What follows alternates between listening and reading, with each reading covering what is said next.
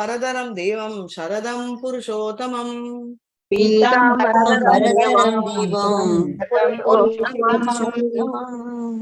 ஹரே கிருஷ்ணா. ஹரே கிருஷ்ணா. ஹரே கிருஷ்ணா மாதாஜி. ஹரே கிருஷ்ணா. எல்லாருக்குமே ஹரே கிருஷ்ணா. ஹரே கிருஷ்ணா மாதாஜி. எல்லாருக்கும் சுதந்திர தின நல்வாழ்த்துக்கள் மாதாஜி. சுதந்திர தின நல்வாழ்த்துக்கள்.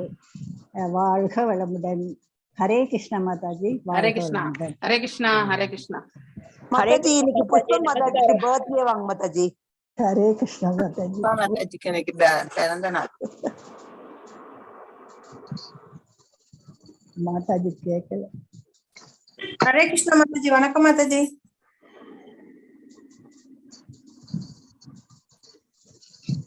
ஒண்ணுமே கேட்கலைங்க மாதாஜி. ஹரே கிருஷ்ணா. நான் மியூட்ல இருந்தேன். ஏன்னா அது லைவ் போட்டதுனால அங்க எக்கோ ஆகும். அதுக்கப்புறம் உங்களுக்கு ரிவர்ஸா ஆடியோ வரும்ன்றதுக்காக என்னோட மியூட் பண்ணி அதுக்கப்புறம் அதை சேவ் பண்ணி க்ளோஸ் பண்ண பிறகு okay. Hare Krishna Mataji. Hare Krishna Mataji birthday ma'am. Oh many happy returns. Krishna conscious birthday Mataji உங்களுக்கு. பகவான் உங்களுக்கு வந்து நல்ல ஒரு மார்க்கம் இது வரைக்குமே நல்லா வந்துட்டு இருக்கீங்க. இனிமேலும் உங்களுக்கு அந்த பாதை தொடரட்டும்ன்ற பிரார்த்தனைகள் வாழ்த்துக்களோட இன்னைக்கான செஷனை தொடங்கலாம். ஹரே கிருஷ்ணா. ஹரே கிருஷ்ணா. பகவானுடைய ஞானத்தை அடையணும் மாதாஜி. பகவானுடைய கண்டிப்பா நான் போய் சேரணும் மாதாஜி. ஹரே கிருஷ்ணா. கண்டிப்பா கண்டிப்பா எல்லாருக்குமே அந்த பிராப்தம் கிடைக்கணும்ன்ற பிரார்த்தனைகள். ஏன்னா மரணத்தை எதிர்கொள்ளக்கூடியது நமக்கு அந்த சுச்சுவேஷன் வரும்போதுதான் மரணம் இதுவே தெரியும் இல்லையா. ஆனா அதை நம்ம பேலன்ஸ்டா எடுத்துட்டு போறதுக்கு இது மரணம் கண்டிப்பா நமக்கு ஏற்படும் அப்படிங்கறத வந்து மனசுல நம்ம ஆழமா பதிய வச்சுக்கணும் இல்லையா. அடுத்தவங்களுக்கு ஆகும்போது நம்மளுக்கு ஏத்துக்கிறது கொஞ்சம் கஷ்டம். ஆனா நம்முடைய நிலையை நாம் என்றைக்குமே ஸ்திரமாக இட்டு செல்ல வேண்டும். மரணத்தை ஸ்வீகரிக்கக்கூடிய அந்த பக்குவத்தை கண்டிப்பா எடுக்கணும் இல்லையா. எல்லாருக்குமே இன்க்ளூடிங் மீ. ஏன்னா எவ்வளவு ஸ்ட்ராங்கா இருந்தாலும் சில சமயத்துல நம்முடைய உறவினர்கள் என்று வரும்பொழுது கொஞ்சம் அந்த மனசு சஞ்சலம் என்பது கண்டிப்பா வரும் இல்லையா. So we'll have that disturbance இருக்கும். ஆனாலும் பகவான்கிட்ட பிரார்த்தனைகள். So எது நல்லதோ அது நடக்கும். அதே பகவான் கொடுப்பாரு. அவ்வளவுதான். We should only pray for that. அவ்வளவுதான். அதுக்கு மேல நம்ம கையில எதுவுமே கிடையாது இல்லையா. இந்த சத்சங்கம் கிடைச்சதே எனக்கு பெரிய ஒரு பிராப்தம். Yes, everyone is blessed actually because of this satsang. Hare Krishna. Hare Krishna. Hare Krishna Mataji. Wish you happy Krishna's day Pushpa Mataji. Yes, நாம எல்லாரும் இன்னைக்கு சுதந்திர தினம். ஆனா ஹரே கிருஷ்ணா. ஹரே கிருஷ்ணா. பேக்ரவுண்ட் நாய்ஸ் இருக்கிறவங்க கொஞ்சம் மியூட் பண்ணிக்கோங்க. ஹரே கிருஷ்ணா. சோ நாம எல்லாரும் இன்னைக்கு சுதந்திர தினத்தை வந்து கொண்டாட போகின்றோம். ஆனால் உண்மையிலே நாம் சுதந்திரமானவர்களா? இல்ல மாதாஜி. கட்டுண்டவர்கள். குணங்களாலும் கர்ம விளையாலும் கட்டுண்டவர்கள். Are we independent? Are we independent? No, Mataji, we have to use it properly. We have tied. Yeah, we have tied with the rope of குணங்களால கட்டுப்பட்டுள்ளவர்கள் Mataji. Yes. So அந்த இததான் நம்ம வந்து விடுதலை அடைய வைக்கணுமே ஒழிய இந்த விடுதலை வந்து சிறிது விடுதலை தான். Small independence. இது big independence is that one only. அதற்கு நாம கண்டிப்பா முயற்சி செய்யணும். தோணல மாதாஜி. பெரிய சுதந்திரமா தோணல. அதுதான். ஏன்னா இது வந்து ஜஸ்ட் இந்த கட்டுள்ளவர்களா தானே இருக்கோம் மாதாஜி. அதனால ஒரு ஃபீலிங் வரல. Yes, we are not freedom. Even though இந்த 3 குணங்களுக்கு அப்பாற்பட்டு சென்ற பொழுது கூட நம்ம வந்து நாம சுதந்திரமா இயங்க முடியாது. பகவான் என்ன செய்ய வைக்கிறாரோ அதை மட்டும் தான் செய்ய முடியும் இல்லையா. அன்மியூட் மாதாஜி. என்னாச்சு? நாங்க எதுவும் லாக் பண்ணலையே. It is இப்பதான் we didn't lock எல்லாரும். the host muted everyone போட்டிருந்தது. when others we were able to do it, why can't அப்படின்றதால தான் நான் வந்து போட்டேன். இல்ல இது வந்து bondage from the foreign hands. மனிதன் அடிமைப்படுத்தத்துல இருந்து விடுதல் பண்ண அவ்வளவுதான். ஆமா. that is only material independence தான் நமக்கு கிடைச்சிருக்கு. அப்படின்னா as a whole, but not from the நம்ம இதுல வந்து நம்ம ஆத்மா இன்னும் வந்து விடுதலை அடையவில்லை அப்படிங்கறத வந்து ஃபர்ஸ்ட் அந்த மனசுல எல்லாருமே சத்துவத்திற்கு மேலோங்கி செல்லணும்ன்ற அந்த பிரார்த்தனைகள் செய்யணும். அதுதான் நம்முடைய ஓத் இன்னைக்கு. அதாவது சுதந்திர தின ஓத் என்னன்னாக்கா நம்முடைய எல்லா இதையும் விட்டுடணும். சோ கலங்கங்கள் எது இருந்தாலும் யார் மேல எவ்வளவு அதாவது நமக்கு பகைமையாக தெரிந்தாலும், நாம அவங்கள பகையா நினைக்கலாம், அவங்க நம்மள பகையா நினைச்சா கூட அவங்களும் நல்லா இருக்கட்டும், யாருக்குமே எந்த ஒரு பாதகமும் தேவையில்லை என்ற பிரார்த்தனைகளோட தான் நாம இன்னைக்கு தொடங்கணும். That is the first thing we have to two.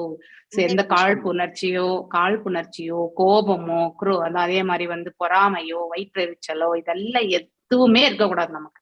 அது எல்லாம் தான் பேராசை இல்லையா, காமம், மோகம், இது எல்லாத்தையுமே மதமக்ஷரம் என்று சொல்வார்கள் இல்லையா.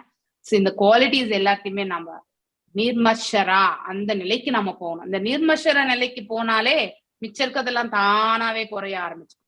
சோ எப்ப நமக்கு அந்த கம்பேரிசன் அதுக்கப்புறம் அடுத்தவர்களோட நிலையை நம்ம யோசிக்க ஆரம்பிக்கிறோமோ அப்ப கண்டிப்பா நம்ம கிட்ட இன்னும் அந்த கலங்கங்கள் வச்சுட்டு இருக்கோம். ஆத்மாவுக்கு நம்ம விடுதலை கொடுக்கணும். சோ ஆத்மாவுக்கு கொடுக்கக்கூடிய விடுதலை தான் உண்மையான சுதந்திரம். ஓகே, சோ அது வரைக்கும் நாம சுதந்திரம் அற்றவர்கள் என்பதை நாம புரிந்து கொள்ள வேண்டும். எல்லாம் வல்ல இறைவன் தாள் சென்று படிந்து அங்கே பகவானுக்கு திருத்தொண்டு புரியறது ஒன்றுதான் இந்த ஆத்மாவுடைய தலையாய கடமை. அதை நாம செவ்வனே செய்வதற்கு கண்டிப்பாக பிரார்த்தனை செய்ய வேண்டும், பக்தி கொள்ள வேண்டும். அந்த மார்க்கத்தை நாம ஏற்றி செல்லலாம். ஓகே, ஓம் நமோ பகவதே வாசுதேவாய, ஓம் நமோ பகவதே வாசுதேவாய, ஓம் நமோ பகவதே வாசுதேவாய. ஓம் அஜ்ஞான திமிராந்தஸ்ய ஞானாஞ்சனே ஷலாக்கய சக்ஷுர்உன்மிலிதம் येन தஸ்மை ஸ்ரீ குரவே நமः. ஸ்ரீ சைத்தன்ய மனோபீஷ்டம் ஸ்தாபிதம் येन பூதலே ஸ்வயம் ரூபா கதாமாஹ்யம் ததா ஸ்வாபதாண்டிகம்.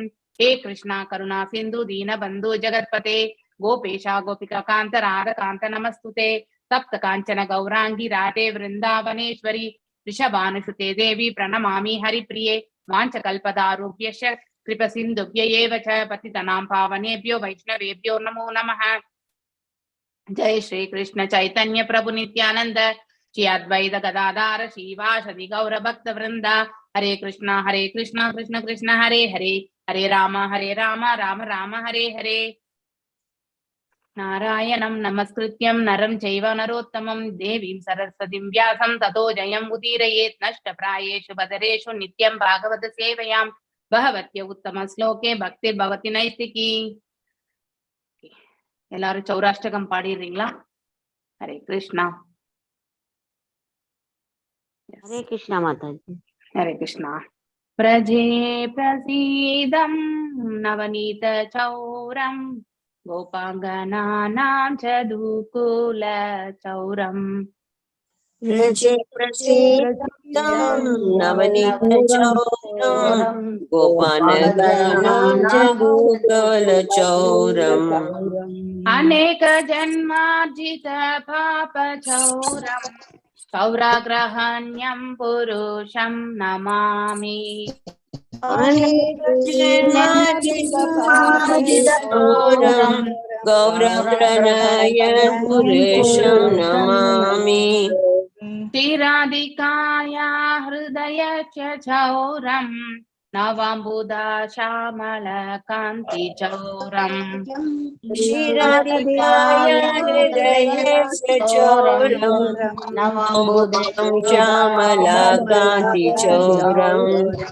पादशिष्टानां च समस्त चौरं चौराग्रहण्यं पुरुषं नमामि. पादाश्रितानां च समस्तचौरं गगनं पुरुषं नमामि. अकिञ्चनीकृत्य पादाशिष्टं या करोति भिक्षुं पदिगेहहीनम्.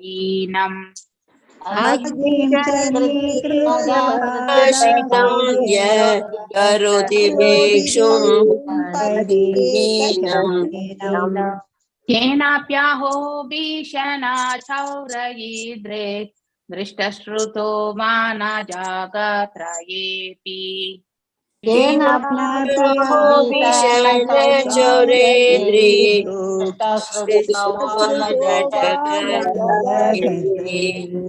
यदीयनामापि हरात्यशेषं गिरि प्रसारानपि पापराशिन् यतीनामपि हारादेशेषं पापराशि आश्चर्यरूपो नानु चौरयीद्रे दृष्टश्रुतो वा न माया कदापि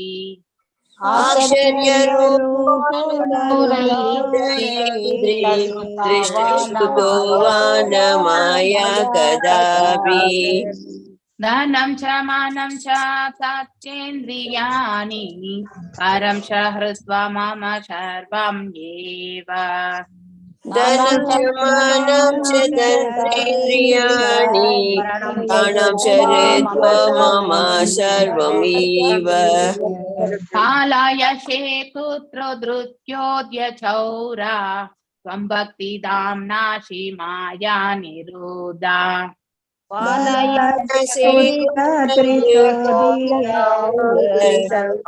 भक्तिदां नाशि माया निरोध चिन्नष्टि घोरं यमपाशबन्धं विनष्टि भीमं भव पाशबन्धम् चिन्नष्टि घोरं पाशबन्धं विनष्टि भीमेन भव पाशबन्धम् चिन्नष्टि सर्वस्य समस्तबन्धं नैवात्मनो भक्तकृतं तु बन्धम् सर्वस्य समस्तबन्धं नैवात्मनो भक्तकृतं तु बन्धम् मन्मनसे थामसाराशि घोरे कारागृहे दुःखमाये निबधा मन्मनसे तामसाराशि घोरे कारागृहे दुःखमाये निबोध लाभस्व हे चौरहारे चिराया स्वचौर्यदोषोचितं ये वदन्तम् लाभस्व हे चौरहाराशिराय स्वगौरदोषीचितं एव दण्डम् कारागृहे वस सदा हृदयमदीये कारागृहे वस सदा हृदयमध्ये मद्भक्तिपाशधृतबन्धन निश्चलाचन्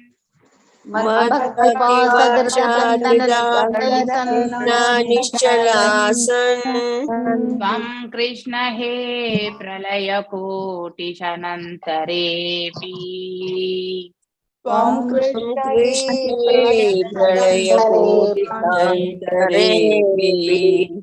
सर्वस्य शौरा हृदयानाहि मोक्षयामि सर्वस्व चौरहृदयानाहि मोक्षयामि हरे कृष्णा हरे कृष्णा कृष्णा कृष्णा हरे हरे राम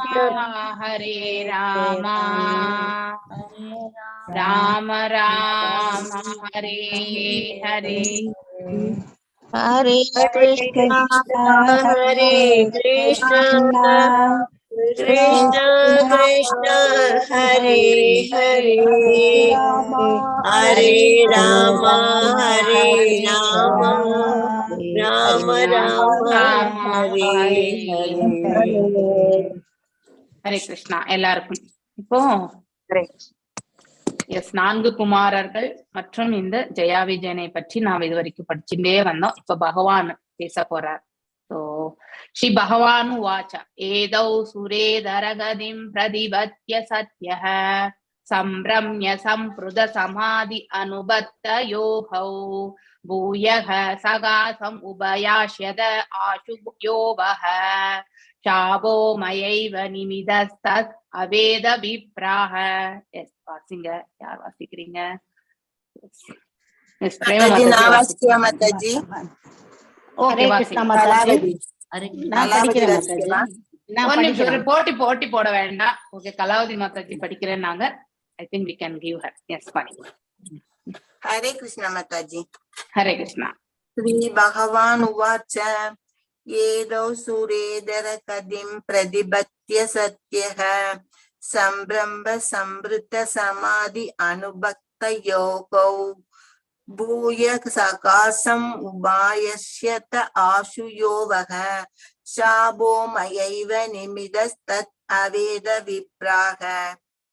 ஸ்ரீ பகவான் உவாச்ச, முழுமுதற் கடவுள் கூறினார், ஏதோ இந்த இரு காவலர்களும், சுர இதர அசுரத்தன்மை, கதீம் கருப்பை, பிரதிபத்திய பெறுபவர், சத்திய விரைவில், சம்பிரம்ம ஆத்திரத்தினால், ஸ்மிருத தீவிரப்படுத்தப்பட்டது, சமாதி மனசினை ஒருமுகப்படுத்துவதினால், அனுபத்த உறுதியாக, யோகௌ என்னுடன் இணைந்து, பூய மீண்டும், சாகசம் என் முன்னிலையில், உபாயஸ்யத திரும்புவர், ஆஷ விரைவில், இந்த உமது, சாபக சாபம், மயா என்னால், ஏவ தனியாக, நிமித்தக விடுவிக்கப்பட்டது, தத் அந்த, அவேத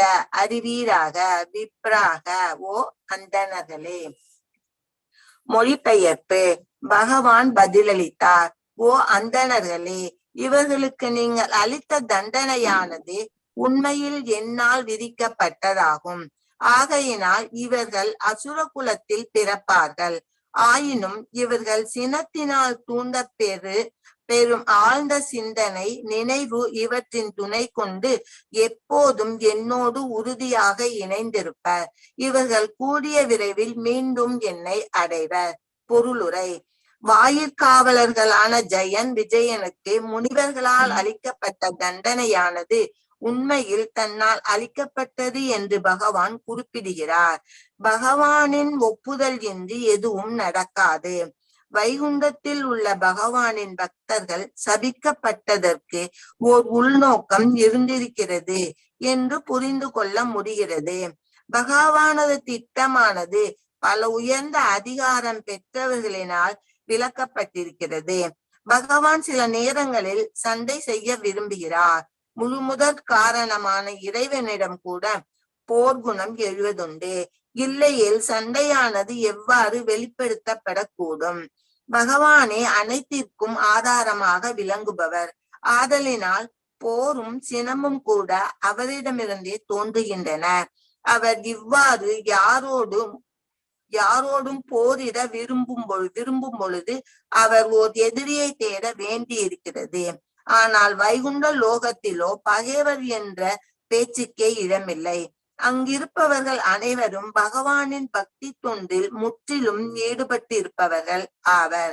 ஆகையினால் சில நேரங்களில் அவர் தனது யுத்த உணர்ச்சியினை வெளிப்படுத்துவதற்காக உலகிற்கு ஓர் அவதாரமாக வருகிறார். பகவத்கீதையில் 4.8 கூட பகவான் பக்தர்களுக்காகவும் துஷ்டர்களை அழிக்கவும் தோன்றுகிறார் என்று குறிப்பிடப்பட்டிருக்கிறது.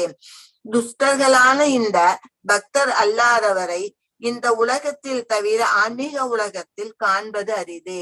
ஆகையினால் பகவான் சண்டை செய்ய விரும்பும் பொழுது உலகிற்கு வருகிறார். ஆனால் பரமபுருஷ பகவானோடு யாரால் சண்டை போட முடியும்? அவரோடு போர் புரிவதற்கு யாராலும் இயலாது. எனவே பகவானின் லீலைகளானது உலகில் எப்பொழுதும் அவரது துணைவர்களோடு இணைந்தே செய்யப்பட்டிருக்கிறதே ஒழிய வேறு யாருடனும் இல்லை. ஆகையினால் அவர் பகைவர்கள் வேடம் போடுவதற்கு ஒரு பக்தனையே தேர்ந்தெடுக்க வேண்டி இருக்கிறது. பகவத்கீதையில் பகவான், அன்பார்ந்த அர்ஜுனனே, நீயும் நானும் இந்த உலகில் இதற்கு முன்னர் பலமுறை தோன்றியிருக்கிறோம். ஆனால் நீ இதை மறந்துவிட்டாய், நானும் மறக்காதிருக்கிறேன் என்று கூறுகிறார். அதனால் ஜெயனும் விஜயனும் உலகில் பகவானோடு போர் செய்வதற்கு தேர்ந்தெடுக்கப்பட்டனர். மேலும் முனிவர்கள் பகவானை காண வந்ததும் ஓர் விபத்தினை போல வாயிற்காவலர்கள் சபிக்கப்பட்டதற்கும் காரணம் இதுவேயாகும். இவர்களை பௌதீக உலகிற்கு அனுப்புவது என்பது பகவானின் விருப்பத்தினாலேயே ஆனதாகும். இது கூட நிரந்தரமாக அல்ல. ஒரு குறிப்பிட்ட காலம் மட்டுமே. ஆகையினால் ஒரு நாடக மேடையில் அந்நாடகத்தில் முதலாளிக்கு எதிராக ஒருவன் வில்லன் வேடம் போட வேண்டி இருக்கிறது. அந்த நாடகம் குறைந்த நேரம் மட்டுமே நடக்கிறது. ஆதலினால் முதலாளிக்கும் வேலைக்காரனுக்கும் இடையில் நிரந்தரமாக பகை இருந்து கொண்டே இருக்க போவதும் இல்லை.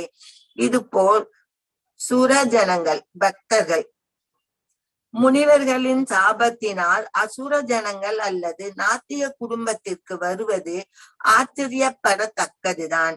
ஆயினும் இது ஒரு நாடகம் தானே. அவர்களது சமூகத்தனமான யுத்தத்தினை முடித்த பிறகு பகவானும் பக்தனும் மீண்டும் ஆன்மீக உலகில் துணைவர்கள் ஆகின்றனர். இது மிகவும் தெளிவாக இங்கே விளக்கப்பட்டிருக்கிறது. இதன் முடிவு என்னவென்றால், ஆன்மீக உலகம் அல்லது வைகுண்ட லோகத்திலிருந்து யாரும் விழுந்து விடுவதில்லை. காரணம் அது நித்திய இருப்பிடமாகும். ஆனால் சில நேரங்களில் பகவானின் விருப்பத்திற்கு ஏற்ப சில பக்தர்கள் பௌதீக உலகிற்கு போதகர்களாகவோ அல்லது நாத்திகர்களாகவோ வருகின்றனர். ஒவ்வொரு விஷயத்திலும் பகவானின் திட்டம் உட்பொருளாக இருக்கிறது என்பதை நாம் புரிந்து கொள்ள வேண்டும். எடுத்துக்காட்டாக, புத்தர் பகவானின் அவதாரமாவார். இருந்தும் அவர் நாத்திகத்தினை உபதேசித்தார், கடவுள் இல்லை என்று. ஆனால் பாகவதத்தில் விளக்கி இருக்கின்றபடி உண்மையில் இதன் பின்னணியில் ஒரு திட்டம் இருக்கிறது. ஹரே கிருஷ்ணா மாதாஜி. ஹரே கிருஷ்ணா. சோ இதனுடைய பின்னணியில் ஒரு திட்டம் என்பது அந்த காலகட்டத்துல என்ன தேவையோ அதற்கு ஏற்றமாறு செயல்படுத்தப்பட்டது இல்லையா? சோ அங்கே ஹிம்சை என்பது, அதாவது மிருகவதை என்பது ரொம்ப சுலபமாக செய்து கொண்டிருக்கு ஒரு காலகட்டத்துல. அதனாலதான் அஹிம்சையை நிலைநிறுத்துவதற்காகத்தான் புத்தர் பகவான் தோன்றினார் என்று சொல்லப்படுகின்றது. அதுக்கான டீட்டெயிலா படிக்கிறது நம்ம பாகவதத்திலே பின்னாடி. கடவுள் இல்லைன்னு அவர் சொல்லவே இல்லை மாதாஜி. அப்படின்னா சூன்யம். கடவுள் இல்லை என்றால் ஆத்மா என்று ஒன்று இருக்கின்றதே என்று சொல்லவில்லை. சோ அந்த ஆத்மா சூன்யம் தானே Mataji. So where he has told, கடவுள் இல்லை என்று சொல்லவில்லை என்றாலும் கடவுள் இருக்கின்றார் என்றும் கூட அவர் சொல்லவில்லை. ஆமா, அது சொல்லல, அதுவும் சொல்லல. That means what? Something which is there, he is not at all telling. In the sense means வேதங்கள் எல்லாமே இருக்கு. வேதங்கள் என்பது இல்லாத ஒரு நிலையை கொண்டு வந்து விட்டார் அவர் இல்லையா? புத்தர் அவதரித்த பொழுது ஒரு காலகட்டத்துல இந்தியால புத்திசம் தான் ரொம்ப அதாவது போயிட்டு இருக்கு. அதுக்கப்புறம் தான் ஸ்ரீபாத சங்கராச்சாரியார் வந்த பிறகுதான் வேதங்கள் எல்லாமே மீண்டும் வந்தது இல்லையா? ரிஸ்டோர்ட் ஆல்ரெடி எல்லாத்தையுமே அவர் மீண்டும் எடுத்துட்டு வந்தார். ஏன்னா அப்படியே போய்விட்டால் கடைசியில மக்கள் சூன்யத்தையே ஆத்மா இருக்கின்றது என்று எந்த புத்த மதத்திலுமே சொல்லவில்லை. வேதங்கள் இருந்தது, ஆனா இவர் அத மறைச்சாரா, சொல்லலையா? இல்ல மறைச்சார்ல, மறைக்கவில்லை. அவர் இருக்கிறதை உள்ளதை உள்ளபடி சொல்லவில்லை. அவர் புரிதலே இல்ல, அவருக்கு அந்த இதே இல்லன்னு நினைக்கிறேன். அவர் புரிதல் இல்ல. அவருடைய நோக்கமே ஃபர்ஸ்ட் இப்ப நமக்கு கைய அதாவது ஏதோ வெட்டிண்டாக்கா ஃபர்ஸ்ட் நம்ம என்ன பண்ணுவோம், அதுக்கு ஃபர்ஸ்ட் எய்ட் தான் நம்ம பார்ப்போமே தவிர இந்த உடல்ல என்ன பாகத்துல என்ன இம்பாக்ட்ன்றத நம்ம அப்ப யோசிப்போமா? கண்டிப்பா யோசிக்க மாட்டோம் இல்லையா? அந்த சுச்சுவேஷனுக்கு என்ன தேவையோ அதுதான். அதே மாதிரிதான் பாத சங்கராச்சாரியார் வந்த போது கூட அவரும் ஆத்ம நிலை உணர்ந்து விட்டு சென்றார். அப்படின்னா ரெஸ்டோர்ட், இங்க உள்ளுக்குள்ள ஒரு ஜீவன் இருக்கு அப்படிங்கறத மட்டும் அவர் சொல்லிட்டு போனார். அதுதான் அவருடைய நோக்கம். அண்ட் ஹி ஹஸ் பீன் அவன் அந்த அளவுக்கு தான் செய்யணும்ன்றது, எது எவ்வாறு செய்யணும்ன்றத நிர்ணயிக்கிறது எம்பெருமான் தான். அதனால நாம இதை ஏன் அவர் சொல்லல, இது ஏன் இவர் சொன்னாரு, ஏன் அவர் உணரல, அது அப்படிங்கறதெல்லாம் நாம் விதண்டவாதங்கள் செய்யக்கூடாது இல்லையா? சோ நாம எஸ் ஒன்னத்துக்கும் காரணம் உண்டு. இப்ப சொல்றாரு இல்லையா, மேல பக்தர்களே நாத்திகர்களாக மாறி இந்த இடத்துல அனுப்ப வேண்டிய ஒரு சிச்சுவேஷன் வரும்பொழுது பகவான் அவ்வாறு செய்கின்றார் என்பதையும் இந்த இடத்துல சொல்லப்பட்டது. there is a reason for everything இல்லையா? ஒரு காலகட்டத்திலுமே பக்தியினுடைய நிலை குறைவாக சென்று கொண்டிருக்கும் பொழுது அது எந்த மட்டத்திற்கு இருக்கிறதோ அதற்கேற்றவாறு இந்த நிலைகள் எல்லாம் பகவானால் செய்யப்படுத்தப்படும். இப்ப கல்கியும் வருவார் இல்லையா? அப்ப ரொம்ப மோசமான சிச்சுவேஷன் இருக்கும்ன்றதுதான் ப்ரெடிக்ஷனே. அப்போ கல்கியாக பகவான் அவதரித்து வரும் பொழுது இந்த பிரபஞ்சம் எல்லாமே அதாவது அழிவுக்கு வரும், மகா பிரளயத்துக்கான அந்த காலகட்டத்தில் வரும். சோ அப்படி ஒரு சிச்சுவேஷனுக்கு வரும்பொழுது மீண்டும் சத்திய யுகத்துல தொடங்கும். சோ இந்த கலியுகத்தினுடைய முடிவுலதான் மாதாஜி அதுக்கு தகுந்த மாதிரி மக்களும் இருந்திருக்காங்க. அவங்களுக்கும் அந்த இத பத்தி எல்லாம் ஒரு நாலேஜ் இல்லாம மிருகங்களை வேதங்களை எல்லாம் மறந்தாச்சு. வேதங்கள் இருக்கக்கூடிய சுவடே இல்லாத நிலைக்கு வந்த பிறகு அப்ப இமீடியட்டா என்ன பண்ணுவோம், ஃபர்ஸ்ட் எய்ட் தான் நம்ம கொடுப்போம் இல்லையா. ஒரு தலைவலி வருதுன்னாக்கா தலைவலிக்கு மட்டும்தான் நம்ம மாத்திரை போடுவோம். வயிற்று வலினா வயிற்று வலிக்கு மாத்திரை. அதுக்கப்புறம் தான் உடல்ல இந்த மாத்திரை கொடுத்த பிறகு வேற எந்த பாகத்துல அது இம்பாக்ட் ஆனதுன்ற அனலைசிஸே டாக்டர் பண்ணுவாங்க இல்லையா. ஒன்றின் ஒரு ஒரு ஒரு உபாதையினுடைய இது மருந்து இன்னொன்றுக்கு என்ன ஆகுதுன்றத அப்புறமா தான் தெரியும். ஏன்னா அது கியூர் ஆகுற வரைக்குமே நம்ம சொல்ல முடியாது எந்த கியூர் ஆயிருக்கா இல்லையான்ட்டு. அது போலதான் ஃபர்ஸ்ட் எய்டா தான் அஹிம்சைன்னு ஹிம்சையில இருந்து அஹிம்சைக்கு எடுத்துட்டு வரணும். அதுக்காக தான் பகவான் வந்தார். அங்க முக்கியத்துவம் ஆத்மா பரமாத்மா வேதம் அதெல்லாம் அந்த காலத்துல இப்போ அஜ்ஞானத்துல இருக்கிறவங்க கிட்ட போய் நீங்க வேத சாஸ்திரத்தை பத்தி சொன்னா அவங்க அதுக்கு அவங்களுக்கு ஏதாவது புரியுமா? கண்டிப்பா புரியாது. ஆனா அவங்களுக்கு நம்ம வேற விதத்துல இந்த பிரசாதத்தை சாப்பிடு இல்லையா, இவங்களோட இணைந்திரு, உனக்கு நல்லது நடக்கும், நீ என்ன சக்சஸ்ஃபுல்லா நினைக்கிறியோ அதெல்லாம் நடக்கும் அப்படி எல்லாம் சொல்லிதான் அவங்கள அவங்களுடைய இலக்கு என்னவா இருக்குன்றத புரிஞ்சுட்டு அதுக்கேத்தவாறு அவங்களுக்கு ஒரு நிர்ணயத்தை பண்ணி அதுக்கப்புறம் அதுக்குள்ள போகும்பொழுது பகவானோட பிரார்த்தனையோட அவர்களுக்கு நல் மார்க்கத்தை, ஏன்னா இட்டுண்டு போறக்கூடிய வழி எடுத்த உடனே ஹையஸ்டா எடுத்தோம்னா ரொம்ப லோ லெவல்ல இருந்துட்டு நம்ம ஹையஸ்ட் திங்கிங் எடுத்து சொன்னோம்னா கண்டிப்பா லோ லெவல் திங்கிங்ல இருக்கிறவங்களுக்கு புரியவே புரியாது இல்லையா.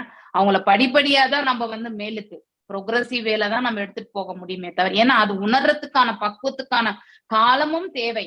அவங்களுக்கு அந்த நிலையும் அவர்கள் உணர வேண்டும். அத்தகைய சூழ்நிலையில் அவர்கள் அடியெடுத்து வைக்க வேண்டும். அப்பதான் அவங்களுக்கு அது புரிய ஆரம்பிக்கும். எடுத்த உடனே நம்ம சன்னியாசத்தை கட்டு இல்ல நாம சங்கீர்த்தனம் பண்ணு சொன்னா எதுவுமே புரியாது, கண்டிப்பா புரியாது. அதனாலதான் பிரசாதத்தை கொடுங்க ஃபர்ஸ்ட். அந்த பிரசாதத்தை வழங்கும் பொழுது பகவானுக்கு பிரார்த்திந்து கொடுத்தனா அவங்களும் நல்லெண்ணெய் அடையணும் அப்படிங்கிற பக்தியில வரணும்னு நினைச்சிட்டு கொடுக்கும்பொழுது கண்டிப்பா அந்த பிரசாதத்தினுடைய மகிமையால் அவங்களுக்குள்ளேயே ஒரு மாற்றம் என்பது கண்டிப்பா வரும். ஆனா அது சுலபத்துல அடையக்கூடியது கிடையாது. It will take some time எல்லாத்துக்குமே இல்லையா. இந்த பாடி ரெஸ்பாண்ட் பண்றது சூக்ஷ்ம உடல் ரெஸ்பாண்ட் பண்றதை விட இந்த ஸ்தூல உடல் ரெஸ்பாண்ட் பண்றது it will take time. It will take எல்லாத்துக்குமே. ஆத்மா நினைக்கும், அந்த ஆத்மாவை நினைக்கிறத இந்த சூக்ஷ்ம உடல் ரெஸ்பாண்ட் பண்றதுக்கும் அதுக்கும் டைம் எடுத்துக்கும். அதை விட இன்னும் பிசிக்கலா இருக்கக்கூடிய இந்த ஆர்கன்ஸ் எல்லாம் ரெஸ்பாண்ட் பண்றதுக்கு இன்னும் கொஞ்சம் டைம் எடுக்கும். எல்லாத்துக்குமே காலம் உண்டு இல்லையா. அதனால அந்த காலத்தினுடைய நோக்கத்தை கொண்டுதான் நம்ம சொல்லணும். எஸ், புத்தர் அவர் நாத்திகவாதி என்று எதற்காக இந்த இடத்துல புத்தர் நாத்திகவாதி என்று சொல்லப்பட்டிருக்குன்னா ஸ்வயம் பகவானே இல்லையா. அவரே அந்த நாத்திக தன்மையில வந்திருக்காருன்னா அப்ப அந்த இடத்துல வேதங்கள் எல்லாம் மறைஞ்சாச்சு, ஆத்மா என்றது இருப்பது இப்ப கூட நீங்க once upon a time I think 2-3 months before we are one of the MNC உடைய இது வென்டிலேட்டருடைய இன்ஸ்டலேஷனுக்காக நான் போக வேண்டியது. அப்ப வென்டிலேட்டர் இன்ஸ்டலேஷன் டெமோ போயிட்டே இருக்கும் பொழுது அதுல ஒருத்தர் பௌத்த மதம். So he was speaking very என்னுடைய நாமத்தை பார்த்துட்டு அவர் சொன்னார், எங்க இருக்கார் கடவுள், இப்படிதான் அவர் பேசினார்.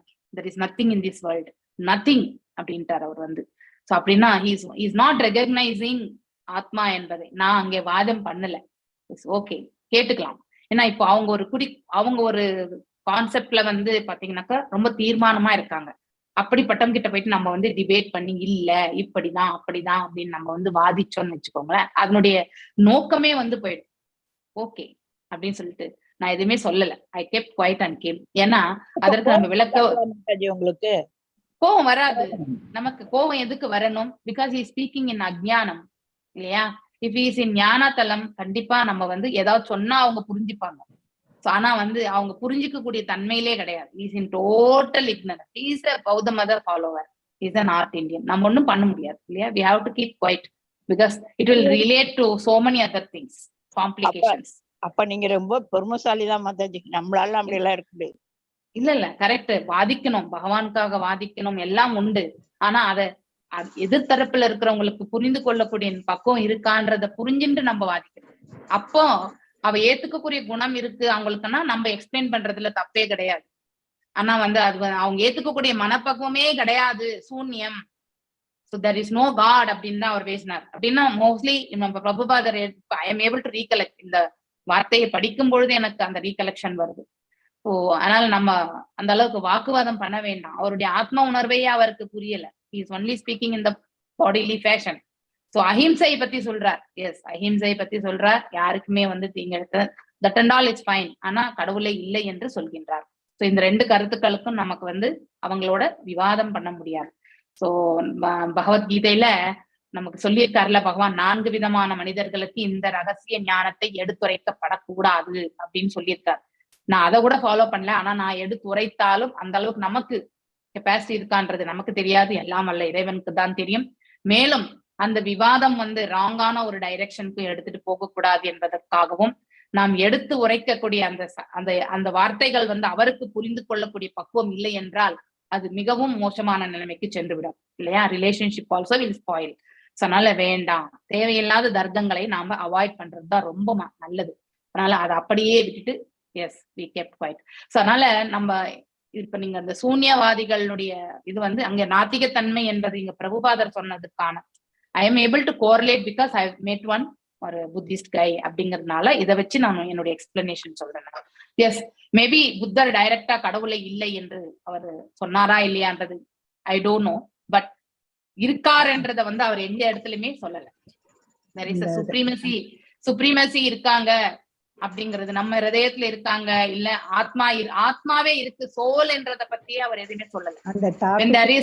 அந்த டாபிக் கடவுள் அப்படிங்கிற ஒரு இதுவே வரல. அவரு அப்படின்னா என்ன அர்த்தம்? அந்த காலகட்டத்துல ஆசைகளை விட அகிம்சை, உயிர்களை கொல்லாதே. அந்த சிச்சுவேஷன்ல வந்து அந்த ஹிம்சை தான் வந்து ஜாஸ்தி இருந்தது. இப்ப இமீடியட் ஃபர்ஸ்ட் எய்ட் தான் அவர் கொடுத்தது. So to stop the bleeding. இப்ப வந்து கை வெட்டியாச்சு, நம்ம இந்த கை வெட்டினதுனால அந்த பேஷண்ட்டுக்கு சுகர் இருக்கலாம், பிபி இருக்கலாம் இல்லையா, எத்தனையோ இருக்கலாம். அந்த பிளட்டை வந்து இமீடியட்டா நிறுத்தணும் இல்லையா?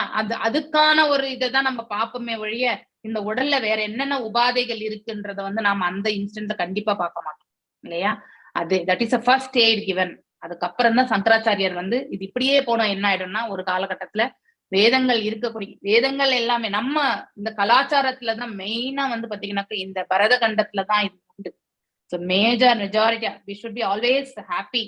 அந்த சந்தோஷத்தை நம்ம கண்டிப்பா எடுத்துக்கணும். We are born in India and then இந்த கலாச்சாரத்துல நம்ம வந்து பிறந்திருக்கோம். இது வெஸ்டர்ன் கல்ச்சரை விட நம்ம இந்த ஈஸ்டர்ன் கல்ச்சரை நம்ம பிறந்திருக்கிறதுனால, அதுவும் பேசிக்கலி இந்திய பரதகண்டம், அது அந்த இந்தியனாக பிறப்பதற்கும் நாம வந்து கண்டிப்பா புண்ணியம் செய்திருக்க வேண்டும் என்றால் நம்முடைய அந்த கலாச்சாரம் நம்முடைய ரத்தத்திலேயே வந்து ஊறி போன ஒன்று. அதை நம்மளால பிரிக்க முடியாது இல்லையா? கலாச்சாரம் வேறு, இந்தியன் வேறு கிடையாது, இரண்டும் ஒன்றுதான். அதுதான் வந்து ஒரு மகிமை, இந்தியனுக்கே இருக்கக்கூடிய ஒரு மகிமை.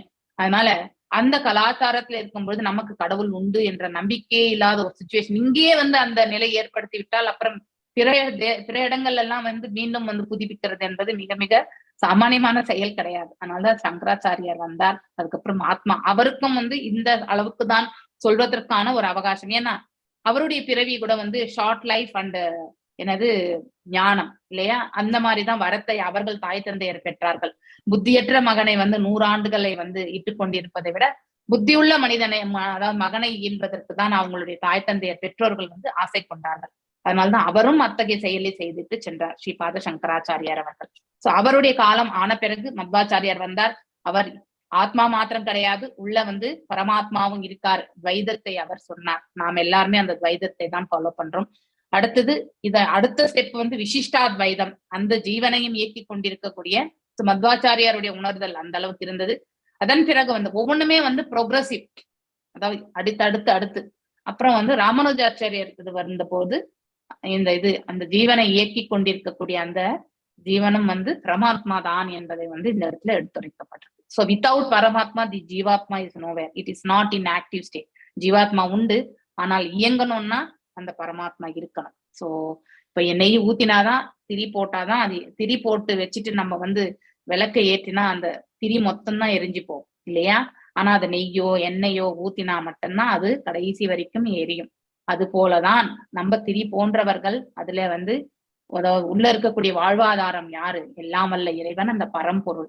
அது இருந்தாதான் இந்த ஜீவாத்மா இயங்கின்றிருக்கும் அப்படிங்கறத வந்து நாம தெரிந்து கொள்ள வேண்டும். ஹரே கிருஷ்ணா. ஹரே கிருஷ்ணா. மாதாஜி. தேங்க்யூ மாதாஜி. எதுல வரார் மாதாஜி? புரியல. ராமகிருஷ்ண பரமஹம்சர். ராமகிருஷ்ண பரமஹம்சர் அவர் வந்து ராமகிருஷ்ண பரமஹம்சர் அத்வைதத்துல வருவார். அவர் மாதாஜி உருவ வழிபாடும் பண்ணுவாரு, அருவ வழிபாடும் பண்ணுவார் மாதாஜி. காளி தேவிய வந்து வழிபட்டு காளி வந்து முன்னாடி தோன்றணுங்கிறதுக்காக அவர் அவ்வளவு இது பண்ணி காளியே வந்து அவருக்கு காட்சி கொடுத்தாங்களா. சாரதா தேவிய வந்து தேவதாஸ் வழிபாடு தெய்வமா நினைச்சு வழிபட்டாங்க மனைவி. Radhika Mataji, you can give. I am not aware of this. Hare Krishna ma'am. இல்ல மாதாஜி, அவர் அந்த பீரியடுக்கு அது தேவையா இருந்தது மாதாஜி. Yes, எல்லாத்துக்குமே ஒரு காரணம். ஹரே கிருஷ்ணா. புத்தா வந்து very open declared that there is no God. கிளியரா ஓப்பனா டிக்ளேர் பண்ணாரு. இல்ல வேதங்கள் இல்லன்னு சொன்னாலே அர்த்தம் வந்து காட் இல்லன்னு. சோ அவர் டைரக்டா சொன்னாரு. பட் அதுல ஒரு ஸ்மால் ட்விஸ்ட் என்னன்னா, புத்தர் வந்து சொன்னாரே தவிர ஆனா புத்தரையே ஆண்டவனாக்கி அவங்க கும்பிட ஆரம்பிச்சிட்டாங்க. சோ புத்தரே வந்து அவதார். சோ என்னதான் வேண்டான்னு சொல்லி ஆண்டவனே வந்து சொன்னாலும் நம்மளோட நேச்சுரல் அட்ராக்ஷன் இழுத்து we will do that ன்றது கான்செப்ட். கொடுத்த அந்த ப்ரீச்சிங் இது. சோ இன்னொரு இது என்னன்னா, நிறைய பேர் நிறைய ப்ரீச் பண்ணுவாங்க புத்தர் உண்டிதான் காடு, மத்தவங்க எல்லாம் வந்து அவங்களோட ஓன் பிலாசபி ப்ரீச் பண்ணுவாங்க. சோ நம்ம அதை ஃபாலோ பண்ண வேணாம், ஏன்னா நம்ம ரொம்ப கன்ஃபியூஸ் ஆகும்.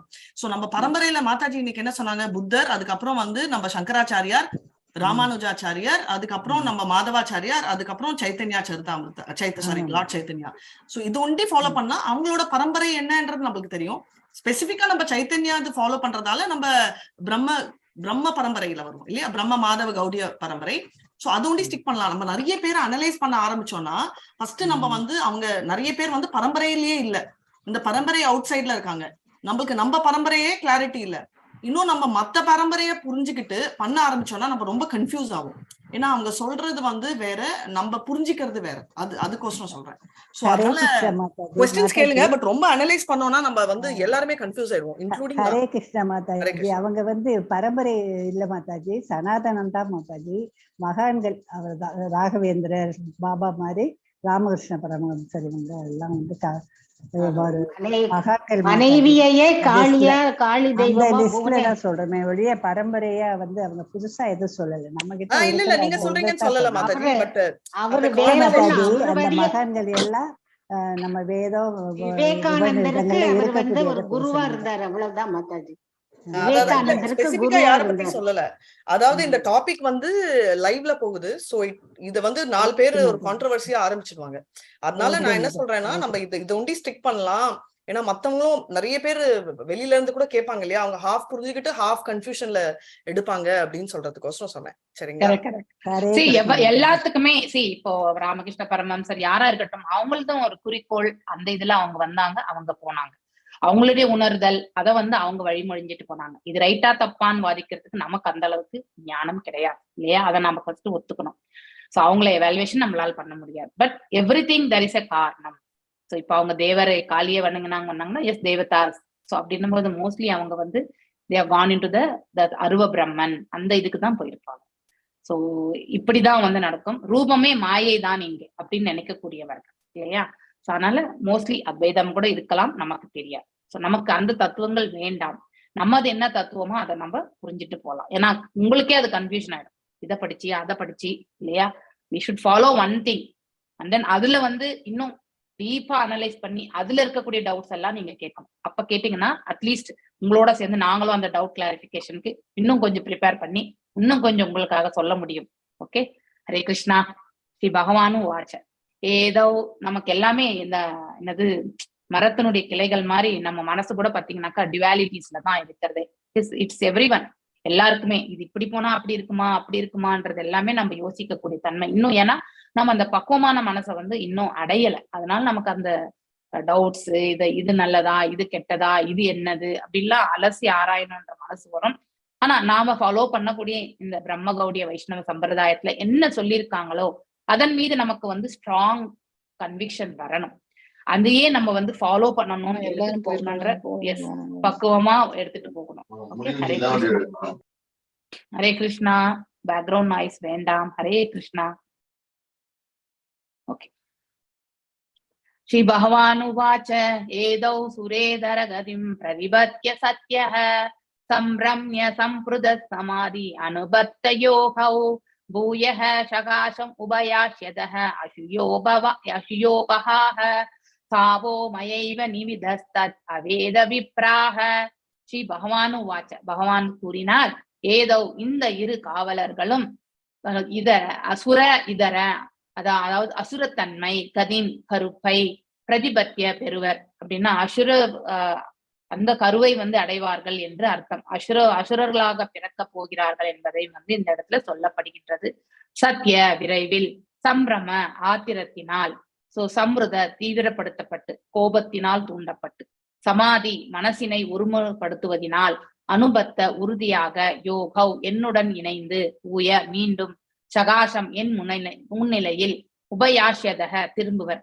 மீண்டும் வந்து பகவானோட வந்து இது பண்ணி அவர்கள் பகவானிடத்திலே திரும்புவார் என்று இந்த பதத்துல சொல்லப்பட்டிருக்கு. ஆசுகு விரைவில், யா இந்த, வா உமது, சாப சாபம், மயா என்னால்.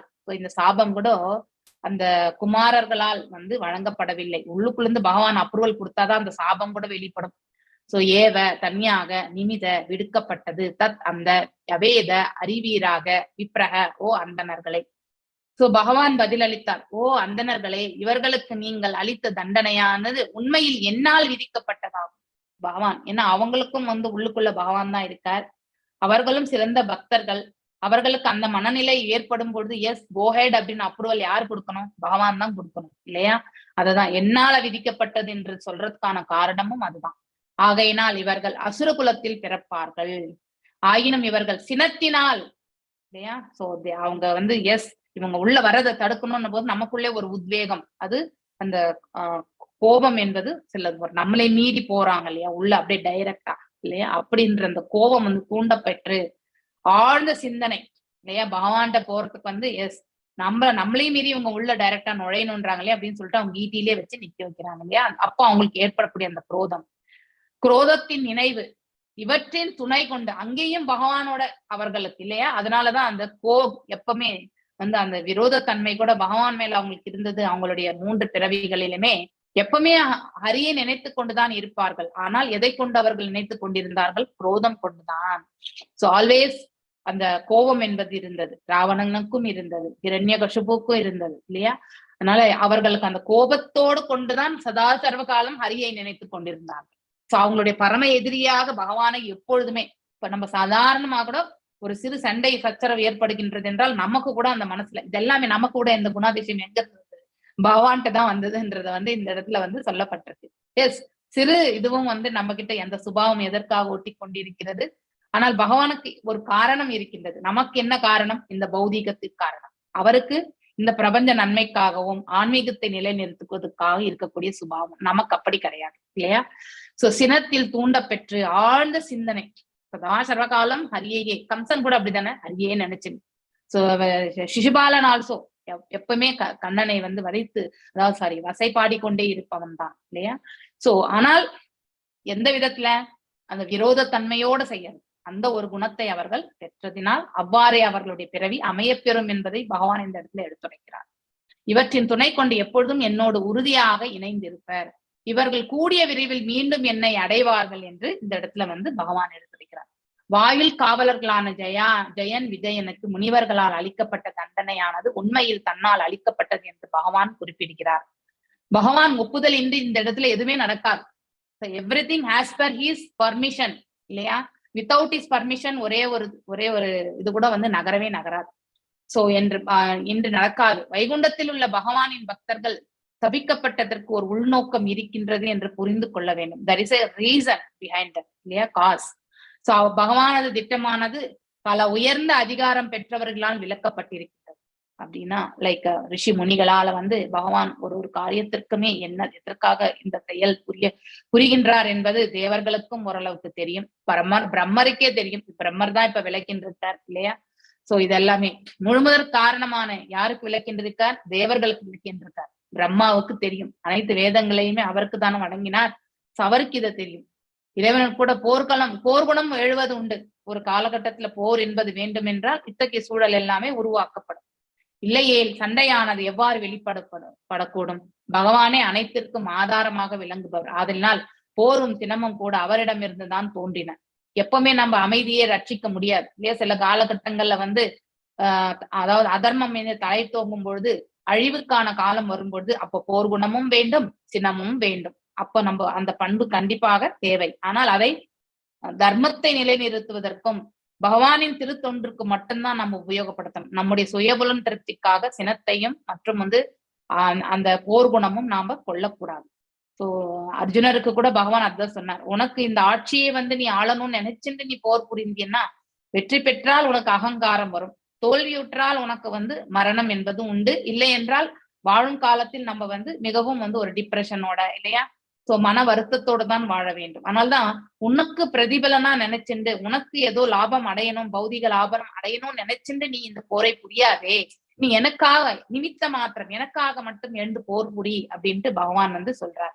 சோ ஆனால் வைகுண்ட லோகத்திலே பகைவர் என்ற பேச்சுக்கு இடம் கிடையாது. அங்கிருப்பவர்கள் அனைவருமே முக்த ஆத்மாக்கள் இல்லையா. சோ முற்றிலும் ஈடுபட்டிருப்பவர்கள் ஆவர். ஆகையினால் சில நேரங்களில் அவர் தனது யுத்த உணர்ச்சியினை வெளிப்படுத்துவதற்காக உலகிற்கு ஒரு அவதாரமாக வருகிறார். யார்? பகவான். சோ பகவத்கீதையில அதுக்கு முன்னாடியே அவருடைய பேரஃபிலானியாவை இந்த இடத்துல அனுப்பிடுவார். அதுக்கப்புறம் தான் பகவானே வருவார். 4.8 அதுல கூட பகவான் பக்தர்களை, அதாவது பரித்ராணாய சாதுனாம் விநாசாய சதுஷ்கிருதாம் தர்ம சம்ஸ்தாபனாய சம்பவாமி யுகே யுகே, அதாவது பக்தர்களை ரட்சிப்பதற்காக தான் மெயினா வர்றது. அந்த காரணத்துல வரும்பொழுது தர்மத்தை நிலைநிறுத்துவதற்காக துஷ்டர்களை அழிக்கணும், அதாவது அதர்மத்தை அழிக்கின்றார். சோ துஷ்டர்களான அந்த பக்தர் இல்லாதவரை இந்த உலகத்தில் தவிர ஆன்மீக உலகத்தில் காண்பது அரிது. ஆகையினால் பகவான் சண்டை செய்ய விரும்பும் பொழுது உலகுக்கு வருகிறார். ஆனால் பரமபுருஷ பகவானோடு யாரால சண்டை போட முடியும்? அவரோடு போர் புரிவதற்கு யாராலும் இயலாது. எனவே பகவானின் லீலைகளானது உலகில் எப்பொழுதும் அவரது துணைவர்களோடு இணைந்து செய்யப்பட்டிருக்கிறது ஒழிய வேறு யாருடனும் இல்லை. சோ எதிர்த்தரப்புல இருக்கிறவங்களும் சில கால இப்போ ஜெயா விஜயன் மாதிரி இருக்கிறவங்க அசுரர்களாக பிறக்க வேண்டிய சூழ்நிலை இல்லையா. சோ அதாவது பக்தர்களாக இருக்க வேண்டிய அவர்களும் இந்த சூழ்நிலையில் வைக்கப்படுகிறார்கள். சோ பாண்டவர்களுக்காக மகாபாரத, அதாவது துவாபர யுகத்துல பகவான் அவதரித்தார் இல்லையா. சோ பக்தர்களை ரட்சிப்பதற்காகவும், தேவகி தாயாரை ரட்சிப்பதற்காகவும், கம்சனை வதைப்பதற்காகவும், இல்ல அதர்மங்களை எல்லாம் அழித்து தர்மத்தை நிலைநிறுத்துவதற்கு எல்லாத்துக்குமே காரணம் உண்டு. அவரை எதிர்ப்பதற்கு யாராலும் முடியாது. சோ பக்தனையே தேர்ந்தெடுக்க வேண்டி இருக்கிறது. பகவத்கீதையில் பகவான் அன்பார்ந்த அர்ஜுனனே, நீயும் நானும் இந்த உலகத்தில் இல்லையா பற்பல பிறவிகளை எடுத்திருக்காங்க. ஆனால் நீ அதையும் உனக்கு ஞாபகம் கிடையாது, எனக்கு எல்லாமே ஞாபகம் உண்டு. முன்ன என்ன நடந்தது, இப்ப என்ன நடக்கிறது, இனிமே என்ன நடக்க போறது எல்லாம் எனக்கு தெரியும் என்றதை பகவான் அறிவிக்கிறார். ஆயினும் ஜெயா விஜயனும் உலகில் பகவானோடு போர் செய்வதற்காக தேர்ந்தெடுக்கப்பட்டனர். மேலும் முனிவர்கள் பகவானை காண வந்ததும் ஒரு விபத்தினை போல வாயிற்காவலர்கள் சபிக்கப்பட்டதற்கு காரணம் இதுவே ஆகும். சோ அவர்களும் சாபத்தை வழங்கி இருக்க மாட்டார்கள். அதுவும் பகவானுடைய ஏற்பாடு என்று இந்த இடத்துல சில பிரபுபாதர் அவர்களுடைய விளக்க உரையிலிருந்து நாம தெரிந்து கொள்ள முடிகின்றது. மேலும் இது கூட நிரந்தரம் அல்ல, ஒரு குறிப்பிட்ட காலம் வரைக்கும் தான் அது கூட. ஆகையினால் ஒரு நாடக மேடையில் அந்த நாடகத்தில் டைரக்டரா இருக்கிறவங்களுக்கு கண்டிப்பா தெரியும் இந்த ஆக்ஷன் எப்படி பண்ணணும்னு. அங்க எஜமானனாக இருப்பவனுடைய எதிராக கண்டிப்பா வில்லனும் இருப்பான் இல்லையா. இந்த வில்லன் வேடம் போட வேண்டி இருக்கிறது. நாடகம் குறைந்த நேரம் மட்டுமே நடக்கின்றது. அது போல காலம் பகவானுக்கு நம்மது எல்லாமே ஒரு பெரிய காலமா தெரியும். அவர் முன்னாடி இது காலம் ஒண்ணுமே கிடையாது. ஒரு க்ஷணத்துல அனைத்தையுமே அவர் முடிக்கக்கூடிய தன்மை அவருக்கு. அந்த அளவுக்கு நீண்டது அவருடைய கால அளவு. நமக்கு அப்படி கிடையாது. சோ வேலைக்காரனுக்கு இடையில் நிரந்தரமாக பகை இருந்து கொண்டு இருக்கவும் போறது கிடையாது இல்லையா. நாம் இன்றைக்கு ஒருத்தர்கிட்ட மனஸ்தாபத்தை வச்சுட்டா 1 மாசம் 2 மாசம் கழிச்சு அவங்க கிட்ட நார்மலா பேசதான் போறோம். அது ஒண்ணும் பெரிய விஷயமே கிடையாது. அதெல்லாம் மறக்கக்கூடிய தன்மை தான். அது போல சுரஜனங்கள், அது அழிச்சிருங்க, 2 இடத்துலயும் அசுரான்னு போட்டுருக்காங்க. சுரஜனங்கள் பக்தர்கள் முனிவர்களின் சாபத்தினால் அசுர ஜனங்கள் அல்லது நாத்திக குடும்பத்திற்கு வருவது ஆச்சரியப்படத்தக்கது தான். அப்படின்னா அதெல்லாமே நடக்கக்கூடிய, ஆச்சரியப்பட வேண்டியதே கிடையாது. இதெல்லாம் நிகழக்கூடிய ஒன்றுதான். ஆயினும் அந்த ஸ்பெல்லிங் மிஸ்டேக் இருக்கு, இதை மாத்திக்கோங்க. ஆயினும் இது ஒரு நாடகம் தானே. அவர்களது மூர்க்கத்தனமான யுத்தத்தினை முடித்த பிறகு பகவானும் பக்தனும் மீண்டும் ஒரே இடத்துல அதாவது துணைவர்கள் ஆகின்றனர். இது மிகவும் தெளிவாக இங்கே விளக்கப்பட்டிருக்கின்றது. இதன் முடிவு என்னவென்றால், ஆன்மீக உலகம் அல்லது வைகுண்ட லோகத்தில் யாரும் அதாவது வைகுண்ட லோகத்திலிருந்து இந்த பிரபஞ்சத்திற்கு யார் வருகிறார்களோ அதற்கு ஒரு காரணம் உண்டு. மீண்டும் அவர்கள் திரும்பி போவதற்கான மார்க்கத்தையும் பகவானை அமைத்து விடுவார். ஒரு முறை நம்ம வைகுண்டத்திற்கு சென்று விட்டால் மீண்டும் இந்த பிரபஞ்சத்திற்கு திரும்பி வருவது கிடையாது என்பதை நாம புரிந்து கொள்ள வேண்டும். அப்படி வர வேண்டியதற்கான ஒரு காரணம் என்றால் அது எல்லாம் வல்ல இறைவனுடைய செயலாக இருக்கும், லீலையாக இருக்கும், மீண்டும் அவர்களை பகவானை அழைத்து கொண்டு சென்று விடுவார் இல்லையா. மகாபாரதம் யுத்தம் முடிந்த பிறகு அங்கே வந்து யாதவர்களுக்கும் இன்னொருத்தர் யாரது இந்த இரு வம்சத்தினர் இடையில வந்து ஒருத்தர் அடிச்சுட்டு எல்லாருமே முதல்ல அவங்க எல்லாரும் போய் சேர்ந்த பிறகுதான் பகவானே பின்னாடி போனார் இல்லையா. That is one reason. பிராமணர்களுக்கு எல்லாம் கொடுத்த பிறகு எது வம்சம் மற்றும் வந்து இன்னொரு வம்சம் எனக்கு டக்கு ஞாபகம் வரல. உங்களுக்கு யாருக்காவது ஞாபகம் வந்தா சொல்லலாம். ஆனால் சில நேரங்களில் பகவானின்